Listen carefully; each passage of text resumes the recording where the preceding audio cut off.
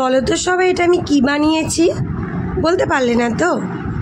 এটা হলো কাঁচা আমের চাটনি।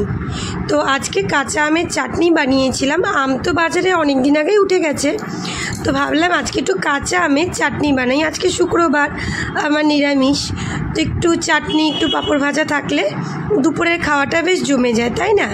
তো আজকে কাঁচা আমের চাটনিটা কিভাবে বানালাম তার রেসিপিটা তোমাদের সাথে শেয়ার করছি। তো প্রথমে কাঁচা আমটাকে আমি চোচা ছুলে টুকরো টুকরো করে কেটে নিয়েছি। কেটে নিয়ে কড়াইয়ে গরম জল করে নিয়েছি। এই গরম জলের মধ্যে আমগুলোকে ছেড়ে দিলাম। ছেড়ে দিয়ে আমগুলোকে এর মধ্যে সেদ্ধ করে নিলাম।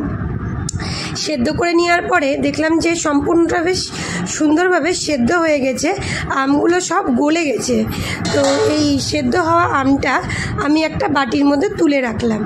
তুলে রাখার পর কড়াইয়ের মধ্যে সরষের তেল দিয়ে দিলাম, দিয়ে তার উপরে 5 ফোড়ন সোমবারা দিলাম, দিয়ে তার উপরে 2টা শুকনো লঙ্কা ফোড়ন দিয়ে দিলাম, দিয়ে একটু লঙ্কাটাকে একটু নাড়াচাড়া করে নিলাম।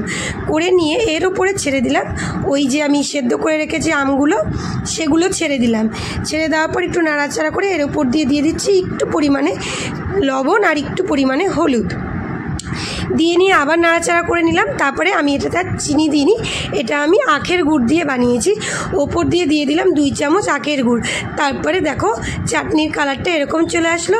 তো এইভাবেই আজকে আমি টক আমের চাটনি বানিয়েছি, খেতে হেভি টেস্ট হয়েছিল। তো এইভাবে তোমরাও বানিয়ে খাবে, দেখবে ভালো লাগবে। চলো টাটা, আবার দেখা হবে পরের ভিডিওতে। টাটা।